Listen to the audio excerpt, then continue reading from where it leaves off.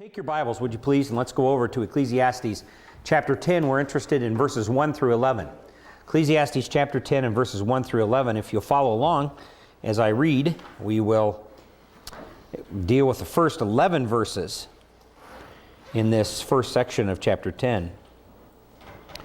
Dead flies make a perfumer's oil stink, so a little foolishness is weightier than wisdom and honor. A wise man's heart directs him towards the right, but the foolish man's heart directs him towards the left. Even when the fool walks along the road, his sense is lacking, and he demonstrates to everyone that he is a fool. If the ruler's temper rises against you, do not abandon your position, because composure allies great offenses. There is an evil that I have seen under the sun, like an error which goes forth from the ruler. Folly is set in many exalted places, while rich men sit in humble places. I have seen slaves riding on horses and princes walking like slaves on the land. He who digs a pit may fall into it, and a serpent may bite him who breaks through a wall. He who quarries stone may be hurt by them, and he who splits logs may be endangered by them. If the axe is dull, and he does not sharpen its edge, then he must exert more strength. Wisdom has the advantage of giving success. If the serpent bites before being charmed, there is no profit for the charmer. We've decided to entitle this particular portion of Ecclesiastes, The Sad Paradoxes of Life. And it's pretty obvious that one of the sad paradoxes of life is the fact that sometimes the wrong people are put in positions of responsibility. The wrong people are made leaders. The wrong people are made rulers.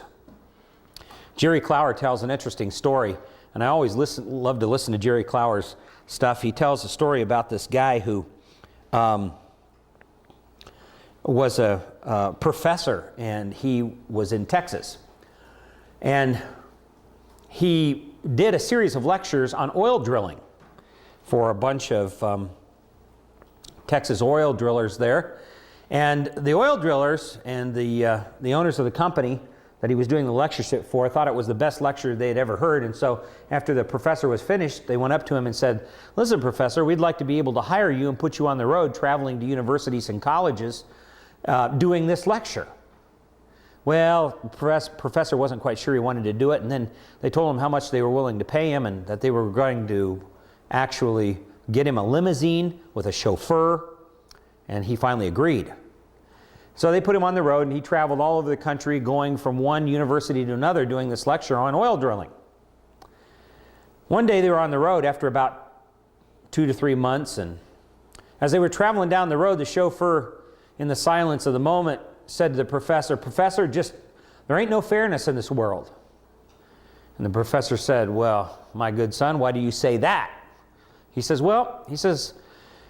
"You know, I've been going with you for almost 3 months now, traveling from college to university and university to university." And he says, "I've heard you do that same lecture so many times. I could do that lecture word for word just as good as you can.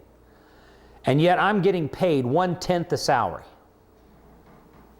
Well, professor says, "You know, this next university that we're going to, they don't know me. They've never seen me. They don't know who I am. You and I are about the same size. Why don't you just pull over? We'll switch uniforms here. You put on my suit, and I'll put on your chauffeur's cap and suit, and we'll go to the university, and you can do the lecture." Chauffeur says, "Suits me fine." So they pulled over, and they switched outfits, and the chauffeur grabbed the little briefcase the professor had, and he got in the back of the limousine. The professor got in the front of the limousine, put on the chauffeur's jacket, and put that little build cap on, and they drove on to the university. They pulled up in this big lecture hall. There must have been like 2,000 to 3,000 students in this lecture hall. They went in, and the president of the university was there and introduced this professor that has traveled from university to university doing this tremendous lecture on oil drilling. And so he got up in front, and the chauffeur went through the lecture. And when he was done lecturing, it was the greatest lecture that those students had ever heard. In fact, those students were jumping up and down in their seats. They were applauding. They had never heard any lecture that was any better than that lecture. And the university president got up in front and said, he calmed the crowd down, and he says, ladies and gentlemen, he says, that was one of the best lectures I have ever heard in my entire life. And we've got about 15, 20 minutes before the next class period, and we're going to open this up for questions for the professor.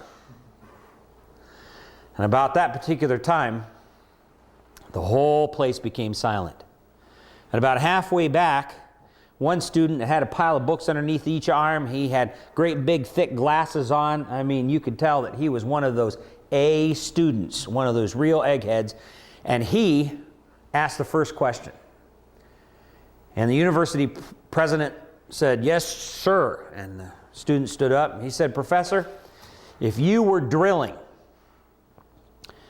with an oil rig and you drilled down into the crust of the earth 645 feet, and the core of your bit went right into the ancient dinosaur, what would be the pH of the soil around that old ancient carcass? Well, you could have heard a pin drop in that entire audience. The chauffeur stood there for a moment, and he looked down and he said, young man, I want you to know that is the dumbest question I have ever heard. I have never heard a more stupid question than that question. And he said, just to show you how stupid that is, I'm going to let my chauffeur in the back answer it for me. Well, this is exactly the issue that Ecclesiastes 10 is dealing with right here. That chauffeur is quick on his feet, but sometimes you find out that there are people put in leadership positions over other people, and it doesn't make sense that they're there. Why are they there? And especially if God is sovereign. That's part of the paradox of life. In fact, a paradox really is something that violates common sense. That's what a paradox is. Perhaps you have a boss or a teacher or a husband or any other type of authority in your life who, by biblical standards, really is a fool. They have unrealistic expectations, especially for you. They make decisions without thinking. They're easily angered. They're morally corrupt. There are a lot of people that we've probably had go in and out of our life who are this way. They're not, they shouldn't be in that leadership position. They shouldn't be over us. By all common reasoning, at least. Here this man says, how can I do my job when the boss keeps appointing stupid supervisors over me? It's hard to soar with eagles when you have to work with turkeys. That's kind of the attitude. Why do these things happen? Well, the Bible's clear that rulers will set stupid people in high places and smart, noble people in humble places.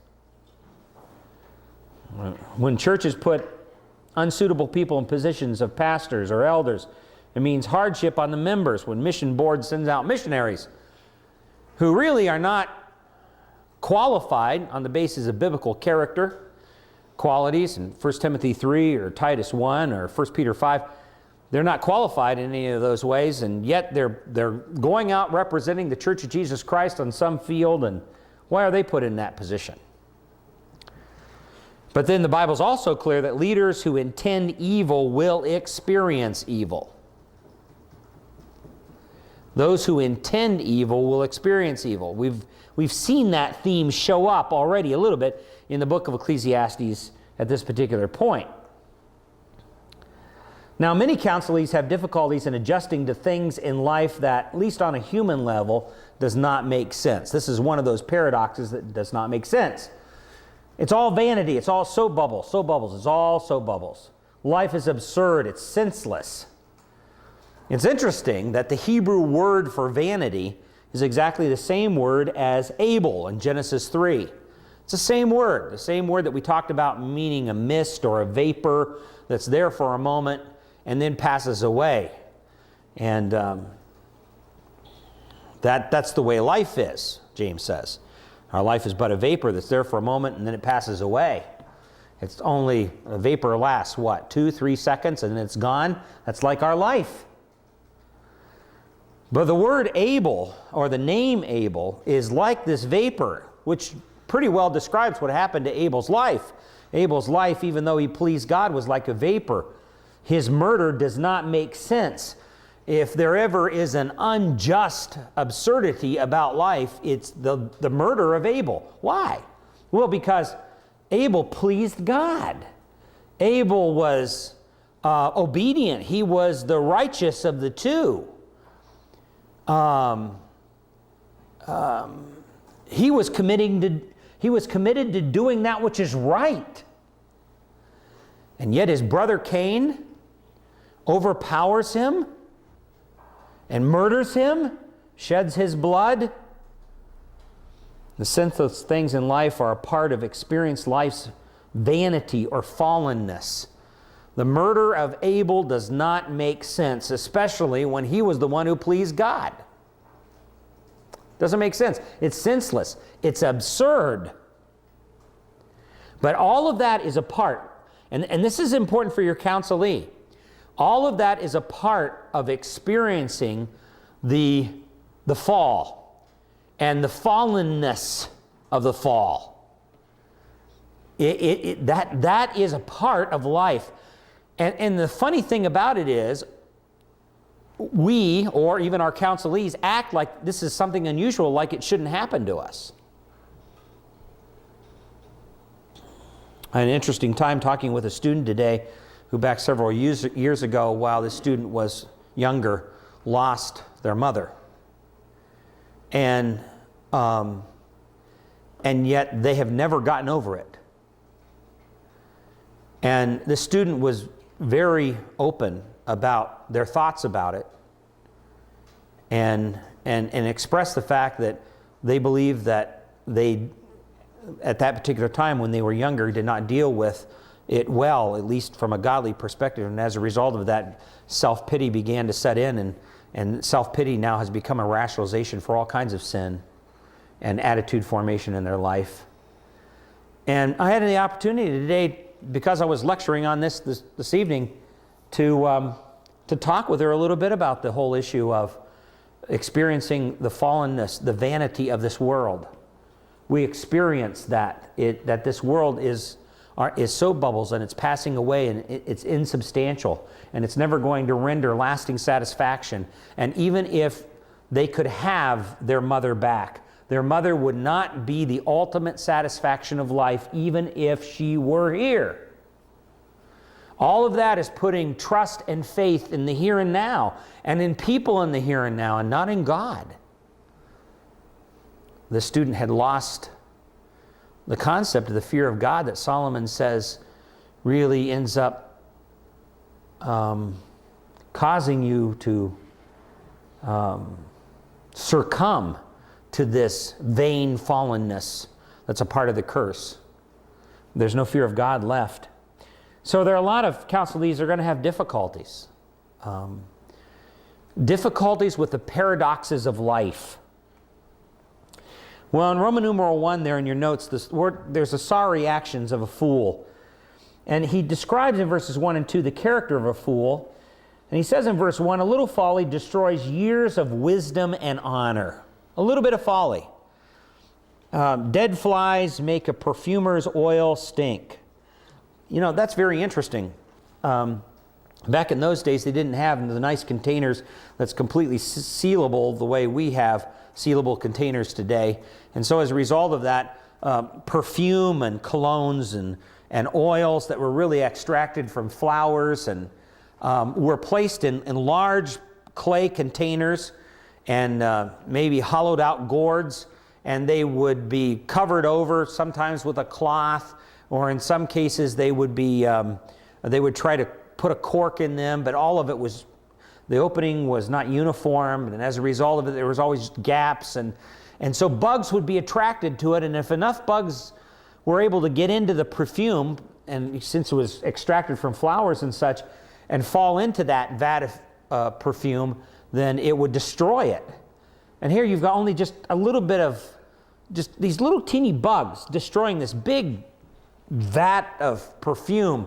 Who wants to put the perfume on once it's had bugs in it? Nobody wants to do that. And it begins to stink.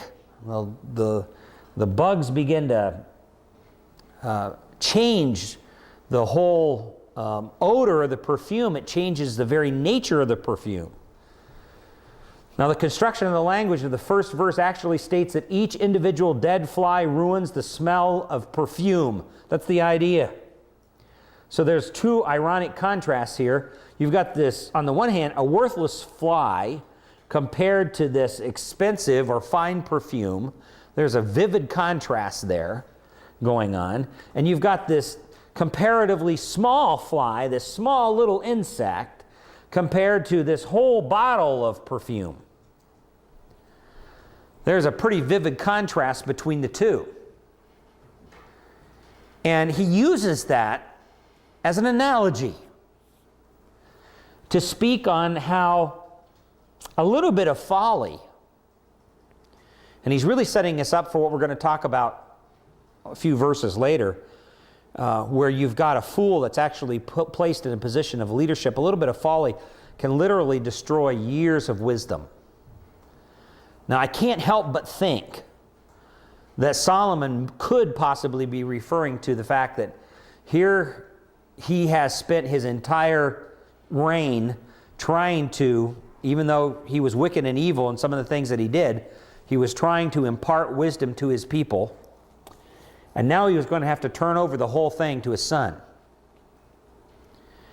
A little bit of folly is going to destroy years of wisdom.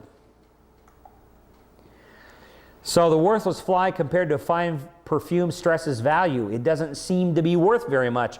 And the small fly compared to the whole bottle of perfume or the vat of perfume stresses size. It doesn't seem to mean much, but it means a lot. Hence, folly, and it's just a little bit of it, doesn't seem to be a whole lot, but yet it can destroy a lot of wisdom, years of wisdom.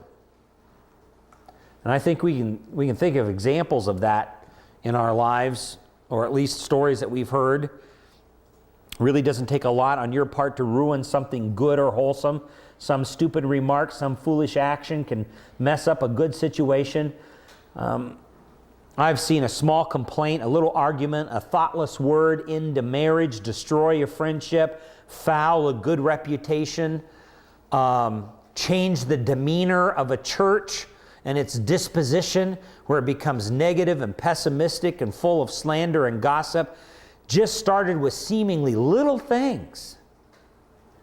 And you look at verse 1 and it says, "So a little foolishness is weightier than wisdom and honor." At one time, that vat of perfume benefited so many people, and the aroma and the smell was so good, and a little bit of folly got in there and died.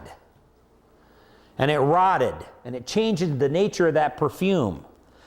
And a little bit of folly got into that ministry, or got into that home, or got into that church.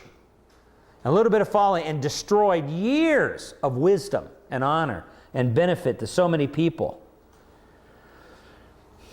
When you may think it's just trivial, this is just a little thing,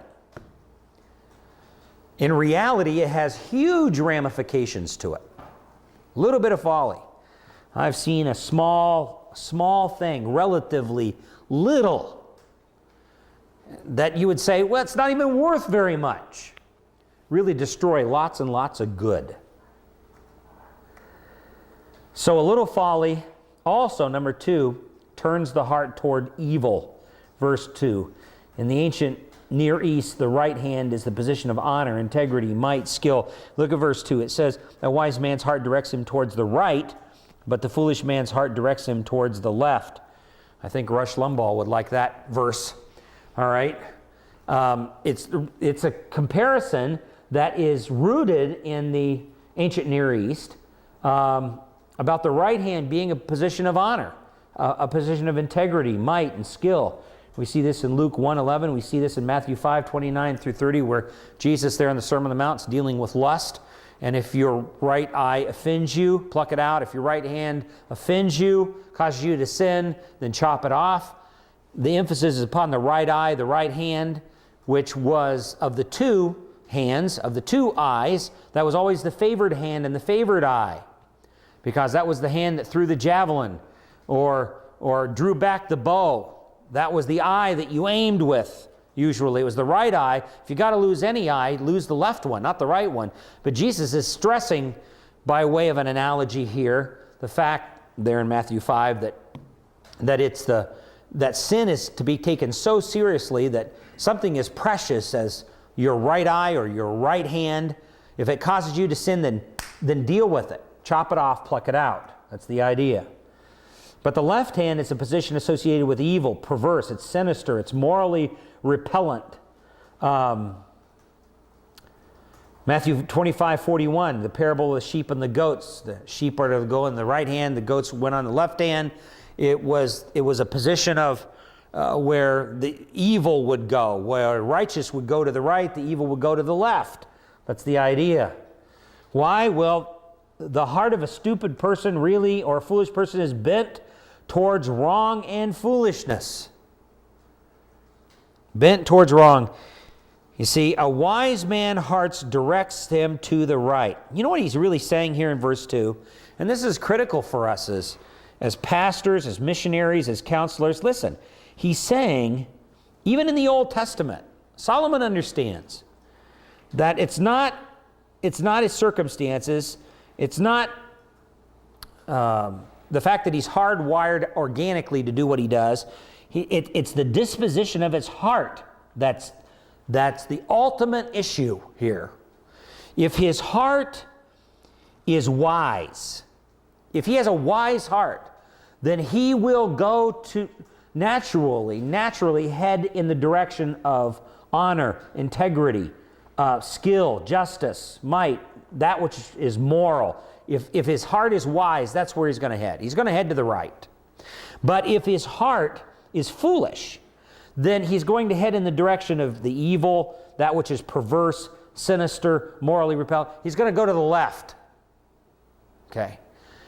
So the question is, and this is a great thing to face your counselee with, is the question is, okay, listen, and I've done this many times. I've taken my Bible, I've turned it upside down, and I've said, listen, you're at a crossroads in your life at this particular time, and you're right here on top. And you can either come down with both feet on your side of the issue, which is going to be the evil side, or you can come down with both feet on God's side. You can come down on the side of right, or you can come down on the side of wrong. And almost every time in the past in your life that you've been faced with the same situation, you've come down on your side, and look where it's led you. It's gotten you into trouble. Now it's time for you to make the decision to come down on the side of wisdom. Come down on the side of that which is morally right, that which is of the utmost integrity, the side of honor, the side of justice. It's time for you to come down on that side without apologies. That's what you need to do. This is exactly what Solomon is saying. He says the wise man's going to go to the right, the foolish man's going to go to the left. That's the idea. And he's not talking politically, as I kind of hinted before. He's actually talking morally or biblically. All right, verses 3 and 4. What about the conduct of the fool? Well, verse 3, then a foolish life will be evident to everyone. Verse 3 says, even when the fool walks along the road, his sense is lacking. And he's out in public. People sees it. And he demonstrates to everyone that he is a fool. He says, at some particular point, God has so designed it that God is going to reveal the foolishness of the fool. It's going to be evident to everyone. In other words, folly eventually betrays itself. There's abundant evidence of a fool being a fool if the wise will but observe. A fool, it's impossible for that fool to conceal his or her foolishness. It'll eventually come out. And that's especially revealing when a person claims to be a Christian and yet exhibits stupid behavior. A person claims to be a Christian and yet publicly brings shame upon the testimony of Jesus Christ by what they do, or by the stories they tell, or by the jokes they use, they're foolish. And it'll be evident to everyone, even the world does not appreciate people like that are two-faced, that do not really have integrity, that fall into the world's own talk or actions. Then a foolish leader will be ruled by his or her passions. Verse 4, now he comes to the issue of leadership, which really he's, in this first few verses, has been leading up to. He sort of gives us a little bit of the background of what happens with foolishness and how God's going to make it very evident, and how foolishness, a little bit of foolishness, ruins years and years of lots and lots of wisdom and honor. And here in verse 4, if the ruler's temper rises against you, do not abandon your position, because composure allies great offenses. Now, when he talks about the ruler in verse 4, I want you to note, this is the Hebrew that's used here is used uniquely or specifically of human rulers. I don't want to say exclusively, but almost exclusively of human rulers. So it's talking about a foolish leader will be ruled by his or her passions. If a leader's spirit rises up against you, his passion gains control. In other words, he gets upset with you. Now here is an example from leadership of a fool who's in the position of a ruler, demonstrating to everyone that he is a fool. I mean, his foolishness becomes evident because he's quick-tempered, which is exactly what a leader should not be. A leader should not be quick-tempered. Anybody that's quick-tempered or easily angered should not be put in a position of ruling over other people. Yet he's there. But he says we should not be ashamed to stand for our position, even though the ruler or the leader becomes angry with us. In other words, in verse 4, he says, don't back down. If your attitude is what it should be, you may be able to ally his passion with your composure. So he's trying to help God's people deal with future, or maybe even present, foolish leaders, rulers. People who, bosses, kings, anybody who's put in a position over you. He's trying to say, listen, if this person is a quick-tempered person, which shows his foolishness, don't you be a fool and let it disorient you. If you have good reason to stand your ground, then keep your composure. A calm head can bring sense back where stupidity could have ruled. If you keep your calm, if you keep your composure, he says, and you look at that, he says, do not abandon your position, because composure allies great offenses. Composure allies great offenses. That is an interesting statement. Because if you take your Bible and go back to the book of Proverbs, and this just came to my mind here. In chapter 15 and verse 1, it's a very similar statement that Solomon had made earlier in his reign when he said, a gentle answer turns away wrath, but a harsh word stirs up anger. That's a good statement. Same thing. He's saying something very similar, only a little bit different context, because now we're dealing with somebody who has power over you. But he's saying composure allies great offenses. In the same way, a gentle answer turns away wrath. This is someone who keeps his composure even though someone else comes against them and makes angry, wrathful charges. You know, I like to compare it to playing table tennis, you know, or playing tennis on a court. Because when there's a hard smash, then it drives two players apart, but when there's a soft return, it actually brings these two players closer together. The same way a gentle answer turns away wrath, brings people closer together. It's those harsh words, it's those harsh things that stir up anger. And it's easy, especially when a ruler comes into our life, a boss comes and falsely accuses you and blows up at you. It's easy for you to, okay, that's the way I'm going to do it. All right, that's it. I'm fed up. Or your counselee, and they blow up back at the boss. They've just lost a grand opportunity to actually turn away that wrath and calm that boss by maintaining composure. It is that composure that allies great offenses. There's power in composure, being calm, being gentle in response.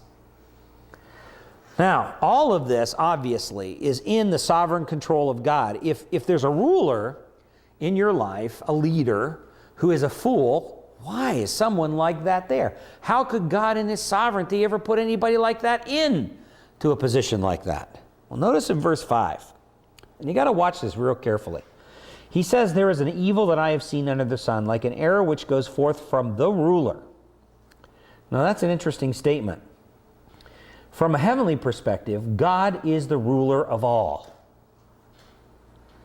And you remember how I said back in verse 4, the word for the rulers in the Hebrew is almost exclusively used for human rulers. Well, here in verse 5, it's a completely different, it's a unique Hebrew word, ruler, that is always, it is exclusively used for God. It's a reference to God. And he says, now look what he says here. "There is an evil that I have seen under the sun, like an arrow which goes forth from the ruler." Now you'll notice the word "like," that's an important word there. Solomon is not saying that God does evil. He says, it appears that God has done an evil. It appears that God has done an evil. "There is an evil that I have seen under the sun, like an arrow which goes forth from the ruler." What has the ruler done? Well, folly is set in many exalted places. There it is. What's he talking about? In other words, it appears that God in His sovereignty has stuck a fool in a leadership position. That's what's happened.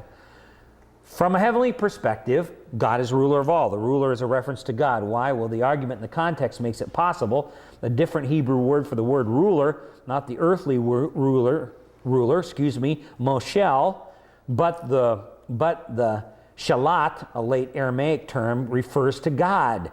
There's a definite article as well, the ruler. And in the book of Daniel, this same Hebrew term is used to refer to the Almighty in chapter 4 and verse 14, 22, 29, and 5:21. So, in all of those references, that particular Hebrew word, shalat, is used to refer to God. It's used to refer to God. And by the way, this is one of the terms that sometimes is used to try to argue that the book of Ecclesiastes is a book that was written during the intertestamental period because of this late Hebrew term.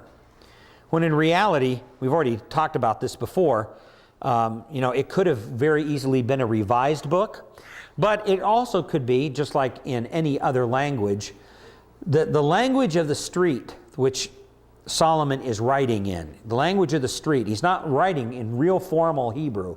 The language of the street doesn't become formal language until much later, historically. So he could very easily be using the common language of the people, which is really not formalized in the Hebrew language until much later. So it's very easy to try to explain this, of why this particular word is here, even though in some of the classical Hebrew of Solomon's time, we don't find this word appearing. Furthermore, Solomon is not charging God with error. He is presenting the under the sun perspective that the first impression lets it appear as if the ruler has done an error. John 19:11, Jesus said to Pilate, "You would have no authority over me unless it had been given you from above." In other words, you know what he was saying? He was saying that God was the one who put Pilate into this leadership position to make the decisions that he did, which eventually led to the cross.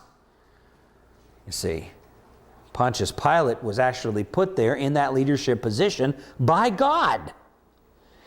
And Solomon says, if you look at it from a vanity perspective, if you look at it from an under-the-sun perspective, from a fallenist perspective, it appears that God has done a great evil here by putting a fool in leadership position. But he hasn't. In Romans 13:1, for there is no authority except for from God, and those which exist are established by God. So there's no one that's in a leadership position, no one on this earth, no matter how small that leadership position is or how great that leadership position is, that hasn't been placed there by God. Then, from a human perspective, God seems to have done a great evil. It appears that God is responsible for an oversight, a misdirected judgment. Solomon knew that the subject of his rule would think this after God's judgment upon Israel. What has God done here?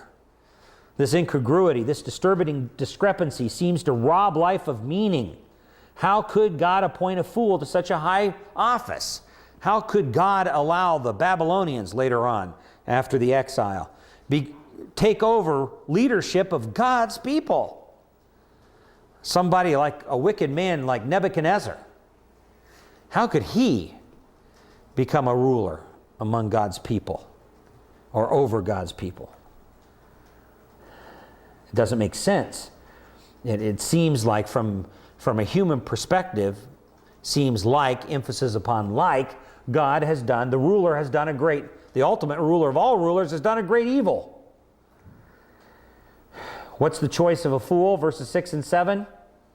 Well, high positions have been given to fools. Verse 6 says, folly is set in many exalted places, while rich men sit in humble places. I have seen slaves riding on horses and princes walking like slaves on the land. There it is. So he says high positions have been given to fools. People in high positions should be in low positions, and people who are in low positions should be the leaders. Solomon ended up as a stupid leader. From the standpoint of common sense, it appears God made a great mistake. I mean, obviously, God, as we saw back in 1 Kings, God allowed and placed Solomon in leadership and allowed Solomon to get into trouble and lead his people into a materialistic philosophy of life, which Solomon now is desperately trying to argue in order to get them out of it and get them marching according to what God has said, and fearing God again. Furthermore, then the future actions of God may actually appear the same. The future actions of God may appear the same. In other words, it may appear like in the future God has done a great evil by putting people in leadership, and Solomon wants them to remember this as time marches on, when he's no longer around. Sometimes God allows fools to be put in high places. Verse 7, honorable positions or privileges have been given to slaves. The princes, probably Israelites, Lamentations refers in 1:1, the princes are slaves, while the ones who should be slaves ride horseback. So Lamentations 1:1 refers to Israelites as princes, but now they're in captivity. That's why the lament in Lamentations 1:1. 2 Chronicles 25:28, Esther 6:8, 9, Jeremiah 17:25. All refer to the Israelites as being princes. And here they are, probably a reference to the future. I don't know, but there certainly is some overtones there. Is Solomon part prophet? Well, no, that's not his official Old Testament office, but certainly by divine inspiration, he could be hinting at, in the future, you as God's people, as princesses, God's people may end up becoming slaves, and it will make no sense to you. Make no sense. Part of God's judgment then upon Israel was the reign of the foolish. People who have been given themselves over to a materialistic cosmology ultimately are the ones who are fools. They are the ones who are fools. So you can see the ruler, which in this particular case, based upon what verse 5 says, is God, has placed into leadership people who shouldn't be there. The sovereign appointment of God, the sovereign appointment of a fool by God. So honorable privileges have been given to slaves. All right, then thirdly is the sad adversity of a fool. Verses 8 through 11. Now, as he's already said, I want you to go back just for a little bit earlier in chapter 10. He talks about there in verse 3, even when a fool walks along the road, his sense is lacking, and he demonstrates to everyone that he is a fool. In other words, we said that a fool eventually makes himself public. It becomes evident. Well, notice what happens. One of the reasons why this happens is because beginning in verses 8 through 11 here, in verses 8 and 9, you see the carelessness of a fool. One of the characteristics of a fool is that he is careless. And the fool is careless when he tries to destroy. He tries to do evil. He digs a pit. He who digs a pit may fall into it, he says. He who digs a pit. Now, the implication here, I think, harkens way back to earlier in the book of Psalms. And take your Bible and go over to Psalm 119. That great Psalm 119 and verse 85. Notice where it says, "The arrogant have dug pits for me, men who are not in accord with thy law." And here the psalmist says it's the arrogant who have tried to trip me up. It's the arrogant who have tried to trap me. They have dug pits for me. Men who are not in accord with your law. Now, if you go back to Ecclesiastes 10:8, he who digs a pit may fall into it. In other words, the fool is digging a pit in order to trap somebody else, but because of his own carelessness, he's the one that ends up getting trapped. That's the idea. And digging pits here, he who goes around setting traps for others will likely fall prey to his own traps. And then he says in destroying walls here, he says, and a serpent may bite him who breaks through a wall. Now, this is very common action of a thief in those days because the walls were made out of dirt and clay, very soft clay, and it was very easy to chip through walls, even if it was hardened clay, to chip through the walls and reach in and try to steal something out of somebody's bedroom or in the back of their home. But in the midst of doing that, they get bit by a viper, a serpent there. So he who tries to break in to steal finds a viper waiting for him, a serpent waiting for him. That's an interesting illustration. In other words, here he intends to do evil to other people, but he himself finds evil actually coming to him. That's what happens with a fool. Deuteronomy 32 and verse 24 says, they shall be wasted by famine and consumed by a plague and bitter destruction, and the teeth of beasts I will send upon them with the venom of crawling things of the dust. And there in Deuteronomy 32, this is the song of Moses and people who rise up against God's people. God says he will judge them. And so the implication here is that here the fool intends to do evil and mischief to other people, but that evil and mischief ends up coming back on him. That's the idea. Comes back on him. Verse 9, the fool is careless when he tries to build, like quarrying stones. Maybe he's not even trying to do evil, but he quarries stones, may be hurt by them, Splitting logs is the same way. He may be endangered by the splitting logs. And he goes on to explain in verse 10, if the axe is dull and he doesn't sharpen its edge, then he must exert more strength. So the reason these activities are so dangerous is that people doing them lack wisdom. And without wisdom, solid, safe construction ultimately is impossible. Stupid people are the people who take risks as a part of their life's occupation. That's stupid people. They quarry stones. And it's interesting, we have some reliefs on the sides of some of the Egyptian pyramids that gives us some kind of indication how they quarried some of the stone out of the sides of mountains. And they would carve out these huge blocks of stone to build these pyramids. And occasionally, if the mountain underneath would give away, people are up there doing the quarrying, they all die. I mean, they're just all swept away with it. Half the mountain comes down. So it's probably an analogy to something similar to that. People quarrying stones in order to try to build something because he's a fool and he's tried to cut corners. He tried to do it quickly for some reason. It ends up falling on him and destroying him. Splitting logs is the same way. Verse 10, you can see some of that fool's incompetence. The most dangerous scalpel or knife is not the sharp one, it's the dull one.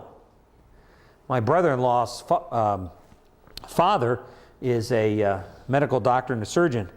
And he was talking one day about the fact that, he says, give me a super sharp scalpel any day. I can work with that. But if I have a dull one, that's one of the most dangerous scalpels in the world. Because a dull one, you have to press a little bit harder and you end up cutting things and cutting through things further than what you intended. If you have a sharp one, you can cut precisely. Same thing's true with an axe. If you have a dull axe, it's a dangerous axe. The axe is dull, then he must swing the axe with all of your strength. And a fool going about to do a job like that is a man with a dull axe. Why? Well, because he thinks he's going to save time by not sharpening the axe. He's going to try to save time, cut corners in order to do that. The advantage to the wise preparation is that it leads to success. In other words, he's willing, the wise man is willing to sharpen the axe, and so he actually gets, even though he takes time to sharpen it, he actually gets done before the fool does, and it's not as dangerous. Here he is swinging this dull axe with all of his might over the top of his head. And then he swings and misses his log and then cuts off his foot or does some other dangerous thing, or the head of the axe comes off and flies and hurts somebody nearby. Who knows? A dull axe is a dangerous axe. You want a sharp axe. A dull knife is a dangerous knife. You want a sharp knife. Well, then there's the downfall of the fool. Verse 11, you may have skills, but they are of no value if you don't use them. Verse 11 says this, if the serpent, well, notice at the end of verse 10, I didn't read that. Wisdom has the advantage of giving success, he says. And then verse 11, if the serpent bites before being charmed, there is no profit for the charmer. So if you have skills, but they're of no value to you if you don't use them, overconfidence or laziness will lead a fool to do some stupid things and it will return to bite him. A lazy snake charmer is a dead snake charmer. A lazy one is a dead one. God will ensure that the fool in leadership will eventually be destroyed by his own foolishness. He'll make it evident that that person placed in leadership is destroyed by their own foolishness. This is divine justice, retribution, and it's that paradox that it's at work here. In other words, God has a divine way to take this paradox that seemingly doesn't make sense, and he in a sense lifts up a fool, puts him in an exalted position so everybody can see him in that exalted position, and then reveals his foolishness so everybody can see it and brings him down once and for all. The higher God lifts him, the further he has to fall when he comes down. That's the idea. And you know what? I have counseled many, many people who had bosses that were irresponsible. They were unjust. They were mean, hateful men who hated God, hated the fact that their employee was a Christian, and made life miserable for that employee. And that Christian, after a significant amount of time, maybe years of working with that boss, comes in for counseling and says, what am I going to do? I'm tired of this. I don't understand. Why has God put this man or woman, whoever they may be, in leadership over me? I don't understand this. It just makes every day drudgery. Well, I don't know. I can't answer that question. But I can tell you that God delights, based upon Ecclesiastes, chapter 10, verses 1 through 11, God delights in taking fools, putting them in exalted positions, and it seems from a human perspective that a great evil has been done, but in doing that, He's going to reveal them to be foolish to everyone, and the further He places them up, the further they have to fall down, come down. That's what we're talking about.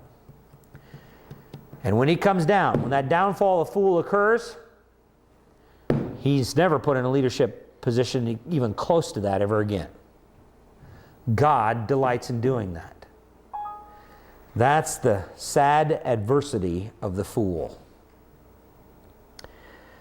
Let me highlight one other thing. You'll notice that there's a principle that has come up here that's going to be carried right through into chapter 11, and that is, whatever you intend, verse 8 of chapter 10 there, whatever you intend, if you intend evil, and that's what the fool does, the fool intends to do evil by digging a pit or by breaking through the wall and stealing, whatever you intend, whatever you send out, so to speak, ends up by divine providence coming back on your own head.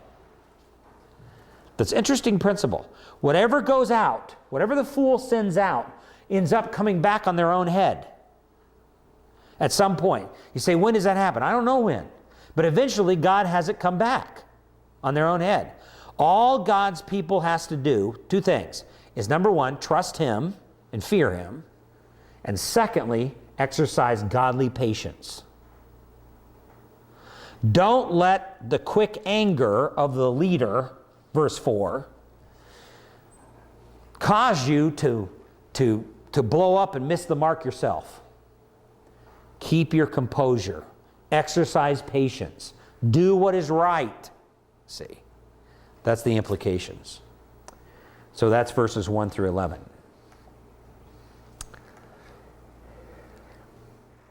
Let's take our Bibles again. Let's go over to Ecclesiastes chapter 10, verses 12 through 20. And if you'll follow along as I read verses 12 through 20. Words from the mouth of a wise man are gracious, while the lips of a fool consume him. The beginning of his talking is folly, and the end of it is wicked madness. Yet the fool multiplies words. No man knows what will happen, and who can tell him what will come after him?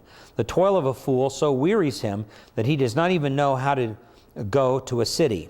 Woe to you, O land, whose king is a lad, whose princes feast in the morning. Blessed are you, O land, whose king is of nobility, and whose princes eat at the appropriate time for strength and not for drunkenness. Through indulgence the rafters sag, and through slackness the house leaks. Men prepare meal for enjoyment, and wine makes life merry, and money is the answer to everything. Furthermore, in your bedchamber do not curse a king, and in your sleeping rooms do not curse a rich man, for a bird of the heavens will carry the sound, and the winged creature will make the matter known. We've chosen to entitle this The Arrogance and Attitudes of the Fool. The arrogance and the attitudes of a fool. Earlier in chapter 10, we learned that it is God who appoints foolish leaders. There's no one who's placed in leadership but what God has put there. From an earthly perspective, that doesn't make sense. Solomon says it appears God has done a great evil in putting fools into leadership. But from a heavenly perspective, it makes perfect sense, for God intends upon using foolish leaders ultimately for His purpose. A fool will eventually show himself to be foolish. A fool will eventually show himself to be foolish. He will eventually, as verse 3 has said, will reveal his madness, his senselessness. That's, you can probably think of illustrations even back from the time that you were in grade school of kids that you ran around with or were in your class who were foolish kids, and eventually they made fools out of themselves in front of the entire class. They're foolish. Here in verses 12 through 15 is the silly arrogance of these stupid fools. And it comes about through their conversation, what they have to say in verse 12. A fool's mouth is the thing that ultimately gets him into trouble. It's the mouth that gets him into trouble. In fact, it is the wise man or the king who understands how to speak in gracious ways. Verse 12 says, words from the mouth of a wise man are gracious, while the lips of a fool consume him. It's an interesting way in which Solomon states this. It's very similar in which, on a repeated basis, Proverbs says the same thing. Lips, it must have been a manner of saying that about somebody's own lips consuming themselves because they talk too much. But words from a wise man are gracious, on the other hand. Like Colossians 4:6 says, let your speech always be with grace, seasoned as it were with salt. I was just doing a counseling session just a couple of nights ago between a couple of couples and who have some disagreements that go back some ways. And we got to this particular point where we talked about Colossians 4:6, and I talked about how, when we exercise gracious speech, it's like salt. In other words, salt renders a thirst. Even though we may disagree with somebody else, because they've said it so graciously, we're thirsty to hear more. We want to hear more. I don't necessarily agree with you, but I like the way that you said that. Let your speech be always with grace, seasoned as it were with salt. In other words, even though there are hard conflicts between people, there is this desire to hear more because it was so graciously spoken, so graciously said. Gracious speech is like salt. It's valued as well like silver and nourishing to others, Proverbs 10:20-21. So gracious speech also influences those in authority, Proverbs 22:11, in a positive fashion. People in authority, rulers, gracious speech can influence them. And that's probably the idea here within the context of Ecclesiastes 10, is this graciousness. This wise man who is gracious has the capacity to influence rulers almost on the same level. Back in verse 4, a composed man can influence a ruler who's quick-tempered in the same way. So why? Well, because gracious speech promotes harmony and unity. Gracious speech promotes harmony and unity. So it's like salt. People want to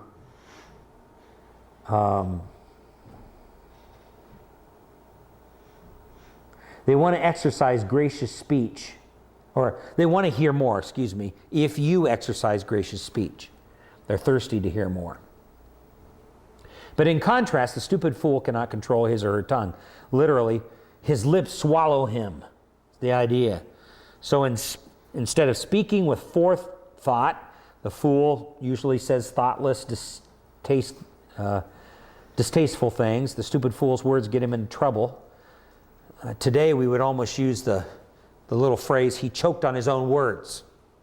His lips swallowed him, they would say back in ancient Israel. So foolish rulers who with loose lips condemn other people.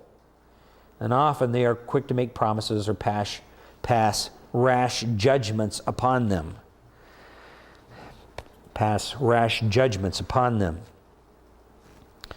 So a stupid fool is a person who can't control his or her tongue. They just go on, and they're certainly not gracious when they speak. Take your Bible just for a moment and let's go over to Proverbs chapter 18. Proverbs chapter 18, and you might as well just leave your Bible open there for just a little bit. There are several key references, but let's look at verse 6 and 7. First of all, a fool's lips bring strife, and his mouth calls for blows. A fool's mouth is his ruin, and his lips are the snare of his soul. So, a fool just knows how to stir up people, That's what a fool does. If you see someone who seems to be gifted in stirring up people, conflict, That's a fool. It's a fool who gets people mad, and then it ends up in fisticuffs. It's a fool. That's why it calls for blows. His mouth ruins him. His lips are a snare to his soul. In other words, he says things that end up getting him into deep trouble. It could even actually potentially take his life. That's the idea. So number 2 then, a fool's mouth speaks before listening. Proverbs 18:13, a little bit later it says, he who gives an answer before he hears, it is folly and a shame to him. We know that in biblical counseling, and that's one of the principles in gathering good data. There have been a number of people who call themselves biblical counselors, but really what they really are, and they're not biblical counselors, they're just people who like to hear themselves talk, and they have a few pet messages or points from the Bible that are cute and interesting, and they use them over and over again with all kinds of different counseling situations, and they don't really resolve any problems because they don't listen to people. And this is what the Bible calls a fool. Yeah, a fool doesn't delight in understanding, but only in revealing his own mind. That's what verse 2 says. Well, then verse 13, here's a person who's very, very quick to give answers to problems, and he hasn't really listened to where the people are coming from. Fools don't listen to the whole story because they are more interested in speaking their mind than hearing the truth. His arrogance really closes his mind. And then thirdly, a fool's mouth delights in airing his own opinion, and that's what verse 2 says, literally revealing his own heart. So in arrogance, he believes his own opinion ultimately is the most important one. He believes his own opinion ultimately is the most important one. He only reveals his own heart. He exposes it for what it is. Now let's go back to Ecclesiastes 10. It's very interesting that back in Ecclesiastes 10 and verse 2, there it talks that, but the foolish man's heart directs him towards the left, and right on the heels of that it says, even when the fool walks along the road, his sense is lacking and demonstrates to everyone that he is a fool. That's very similar to Proverbs 18:2. It becomes very evident that this guy is a fool. He reveals himself in his own arrogant opinion. All right, then there's the claims of the stupid fool, verses 13 and 14. He brags about what he's going to do. So he starts with stupid words and he ends with words of evil and madness. James 4, 13 through 17, life is but a vapor. The fool continues to make stupid claims, and yet life just is quickly passing away. As we said earlier, a vapor only lasts 2 or 3 seconds. And so you have 2 or 3 seconds to do good in your life. That's about it. James chapter 4, verse 13 says, come now, you who say today or tomorrow, we will go to such and such a city and spend a year there and engage in business and make profit. Yet you do not know what your life will be like tomorrow. You are just a vapor that appears for a while and then vanishes away. It's probably a reference back to Ecclesiastes. That's exactly what vanity is. Vanity, vanity, vapor, vapor. It's all vapor. Instead, you ought to say, if the Lord wills, we shall live and also do this or that. But as it is, you boast in your arrogance, and all such boasting is evil. Therefore, to the one who knows the right thing to do and does not do it, it is sin for him. All right? You say, what is that all about? Well, here people were playing God. They were trying to predict the future about what's going to happen rather than doing what they knew they were supposed to do that was right today. They say, well, tomorrow we're going to go to such and such city and spend a year there, and then we're going to engage in business, and then we're going to make a profit. No, you do what is right today, James was saying. You do it today. You don't wait until tomorrow, because you don't know. Your life is but a vapor. God could take your life like that. Just because you have good intentions about tomorrow does not mean that somehow that relieves you from the responsibility of doing what is right today. Doesn't mean that. And James bases his whole premise upon the fact that life is just a vapor. Well, Solomon does the same thing. Life is but a vapor. And you notice in verse 13 of Ecclesiastes 10, where he says, the beginning of his talking is folly, and the end of it, it is wicked madness. He brags about what he's going to do. That's the madness. That's the braggart. And a fool does not realize the future ultimately is in the Lord's hands. He thinks all of his talk is somehow going to change things. Well, it's not. Verse 14 says, yet the fool multiplies his words. No man knows what will happen, and who can tell him what will come after him? That's exactly what James 4, 13 through 17 says.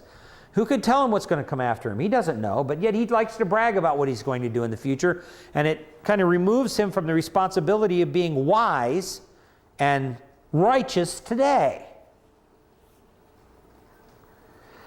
But the future's in the Lord's hands. Take your Bible again. Let's go over to this passage in Luke chapter 12, verse 18.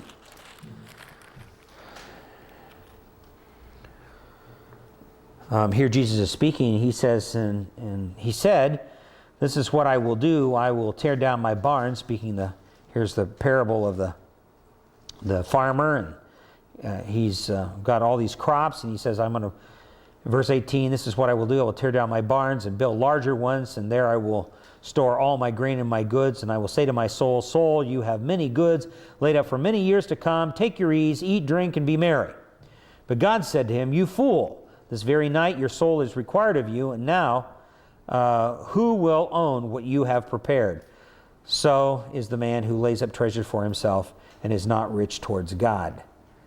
And this is the fool who places all of his future and his trust not in God, but in his own material acquisitions. He's like the man that we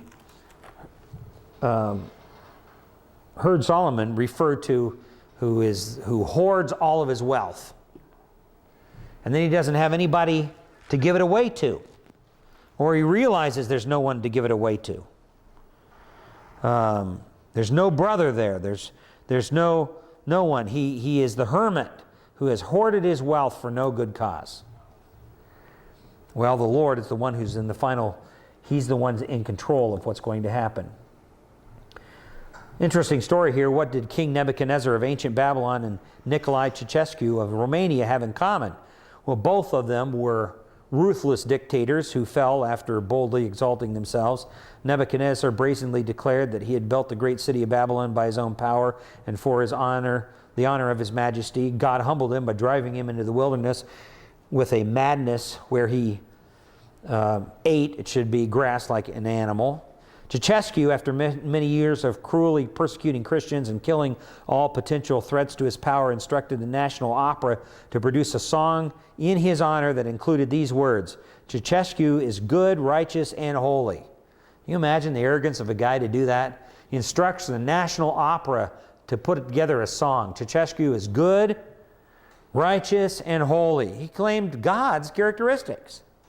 He wanted this song to be sung on his 72nd birthday on January 26, 1990, but on December 25th, 1989, he and his wife were executed.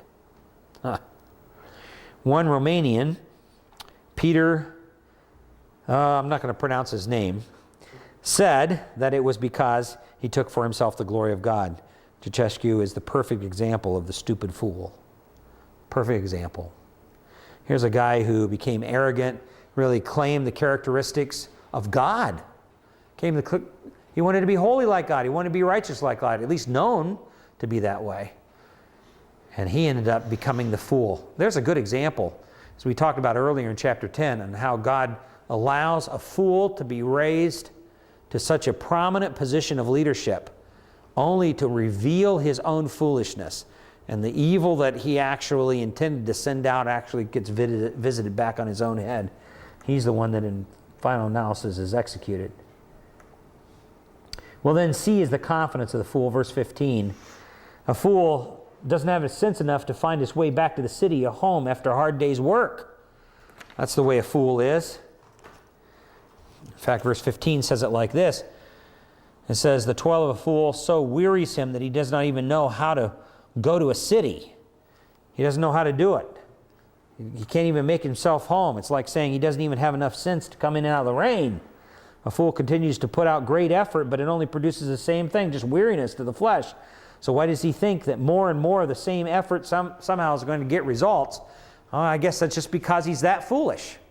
If he does more and more of the same effort, somehow that's going to get him some kind of result. Well, it's not. That's the fool. He doesn't have enough sense to come in and out of the rain. He goes out and labors, maybe with that dull axe. He labors all day long. He works really hard. He works hard because he's trying to take shortcuts and do things in a stupid way rather than being wise about what he does. And he's exhausted at the end of the day, and he's gotten very little done, and he's so wearied he can't even make his way home. Secondly, a fool places confidence in himself rather than God. Like Ceausescu and Nebuchadnezzar, the fool believes he controls his own destiny. J.B. Phillips said, remember that the powers that will be, or the powers that be, will soon be the powers that have been. God is the final arbiter. In his stupidity and arrogance, the fool believes he is independently self-sufficient. He's independently self-sufficient. That's the fool. That's what he thinks.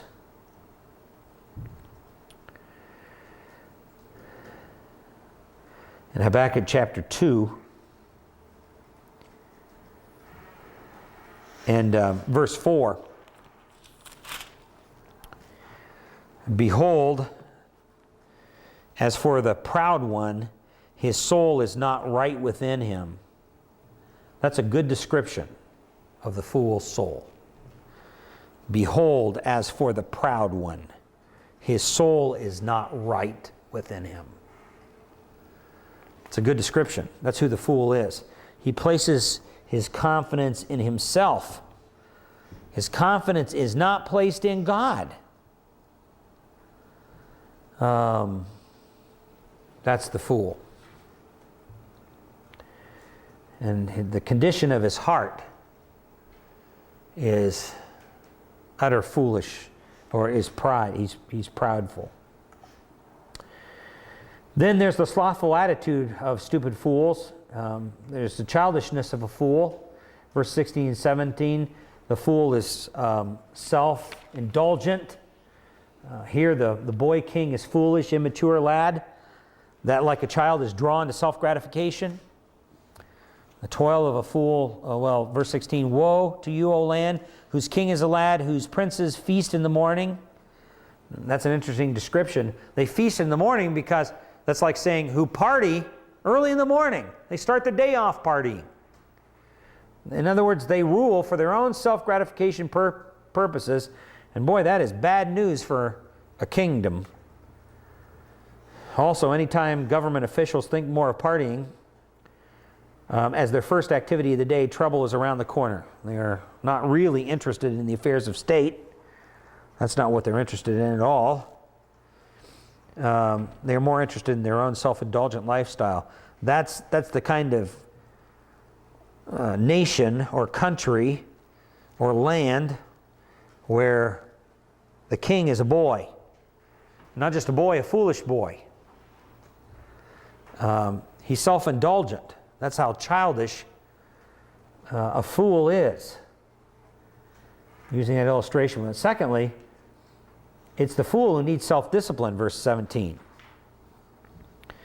Here the concept of nobility really is a reference to those who tended to carry a serious attitude towards the affairs of state, but it doesn't mean that Solomon was an elitist. It doesn't mean that at all.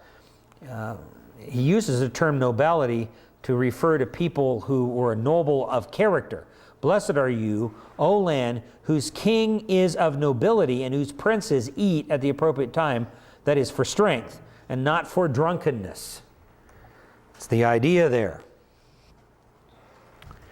Gluttonous leaders destroy kingdoms. Good leaders eat at the right times, meaning they avoid the life of self-gratification and drunkenness. They avoid it. They avoid that kind of life. But gluttonous leaders, they destroy kingdoms.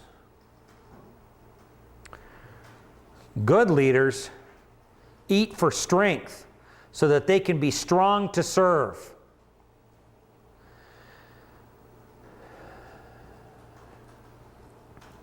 And you know this has huge ramifications for everybody that you counsel.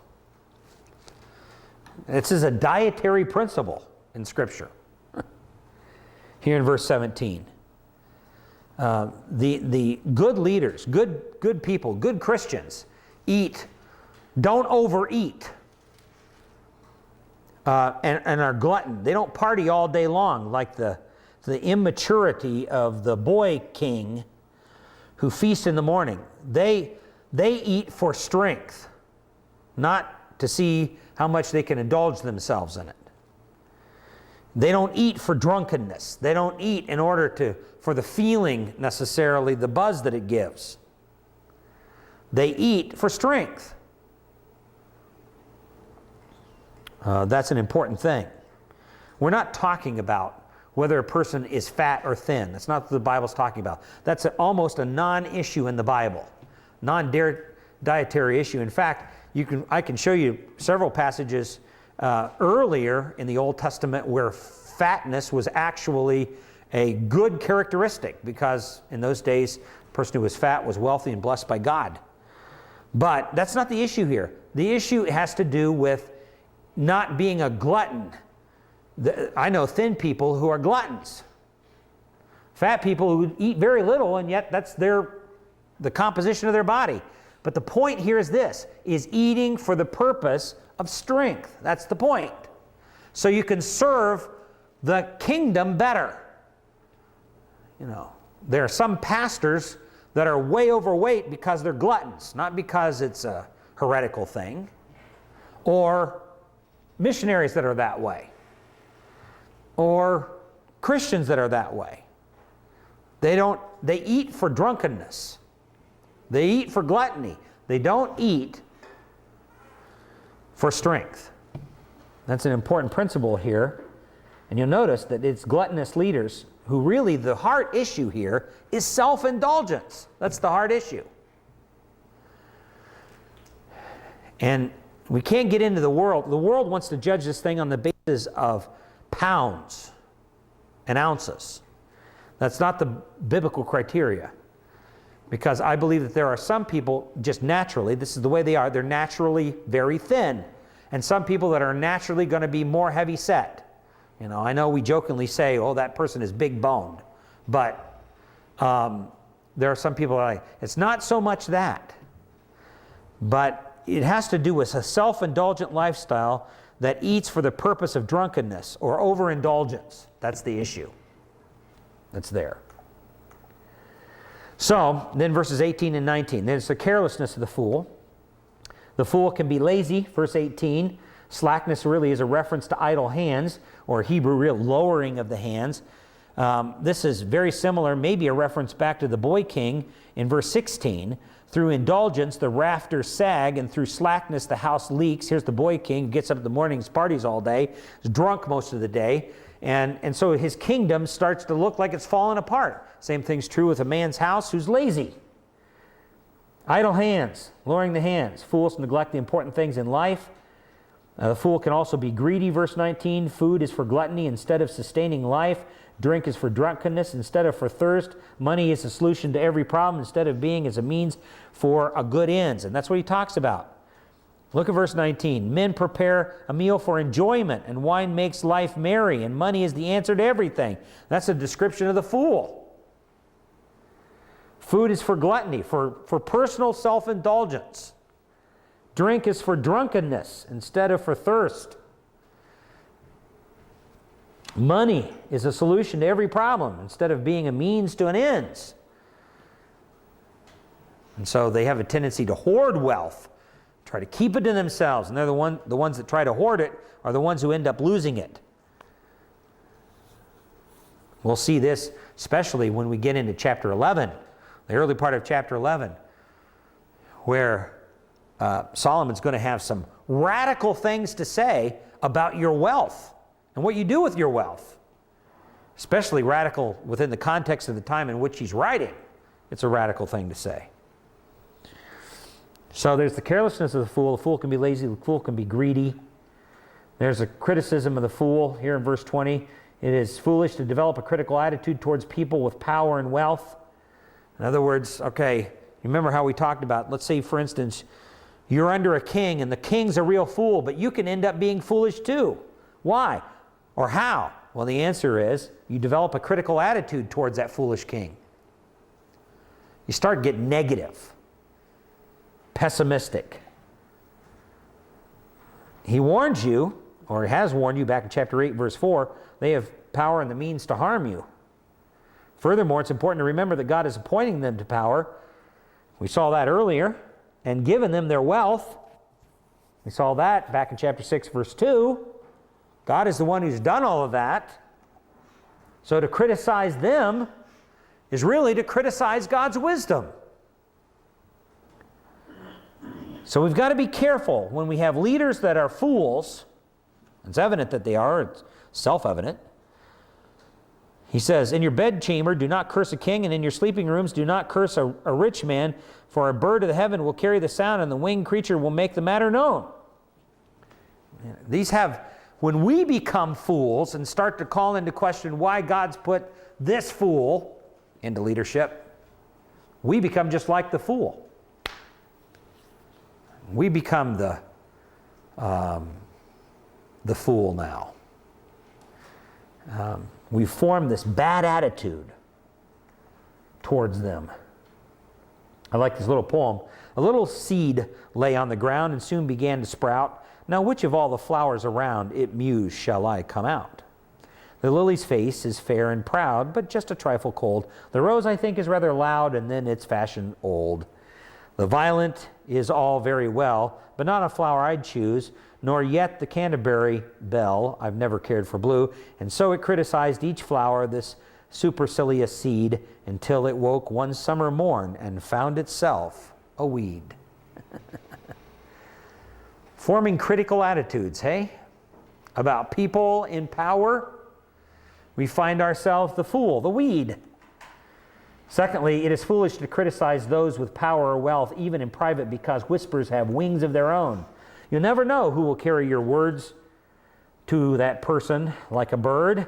Gossip will cause you to lose your job, lose your friend, lose your integrity, much less the fact that that ruler, as we've seen, has power to probably fire you from your job or flunk you in the class or even though the ruler's a fool. You start speaking evil of that person, even in your sleeping room, slandering him behind his back. That's not wise. You become a fool like them. Psalm 139:4, even before there is a word on my tongue, behold, O Lord, thou dost know it all. It really comes out of a heart that's not right with God, who's not content with what God is doing. That's where it comes from. That's the fool. To criticize those in power or wealth, even in private, because whispers carry on the wind. Those whispers eventually come back around. I think the implication is that the person that you tell it to and you whisper it to eventually tells it to somebody else, and then it tells to somebody else, and you know how gossip goes. That's the bird that carries it. I want you to know this is not just a warning about being careful when and where you criticize foolish leaders. It's a firm command not to think or to speak evil of a ruler that God has appointed, because God knows and hears. God knows and hears. Don't speak evil of what God has put into leadership. He is the one who sees. He is the one who hears. Also, the evil you cast forth will come floating back to you. In other words, just like we saw back up in verse 8, whatever it is you send out, is what ends up coming back on you. The evil that goes out, even if you try to do it in the quietness of your bedroom, it'll end up coming back on you. Just as the foolish ruler who sets traps for others, verse 8, and eventually fall prey to his own devices. Psalm 119, 168, I obey your precepts and your statutes, for all my ways are known to you. Proverbs 16, verse 14 and 15, the wrath of a king is as messengers of death, but a wise man will appease it. And the light of a king's face is life, and his favor is like a cloud with the spring rain. So the idea is, to the best of your ability, try to remain on the king's good side. As verse 3 of chapter 10 has already said, keep your composure. Don't blow up, and you may allay his anger. Try to be wise. Verse 12 says, speak gracious things. Don't speak hateful things, mean things. Even if they're done in private, it's not right. Because to do so is calling into question what God ultimately has done. So there we have chapter 10. What a great chapter. If you have any counselees that are in positions where they find themselves under evil, wicked men and women who are harsh, unreasonable, unjust, intolerant, hate Christians, and they're struggling with this. Why? Why am I here? Why has this person been put in a leadership position over me? Sometimes, in some counseling situations, what really makes it hard is where a peer who is the fool, yet he's a peer at work, has now been promoted over the guy who's the righteous person. Boy, that's a tough one. Here's one of your peers now. And it seems like slaves have been made princesses, and princesses have been reduced to slaves. Why? Why does God do those things? Well, those kind of things reveal the real heart of God's people. We know that. And God has a purpose in exalting that person. That fool will reveal himself for who he is. And what he sends out in terms of evil will come back on his own head, and God will eventually bring him down. But don't ever criticize that person or speak evil of them. Speak graciously, maintain your composure, and let God work. Ecclesiastes 10.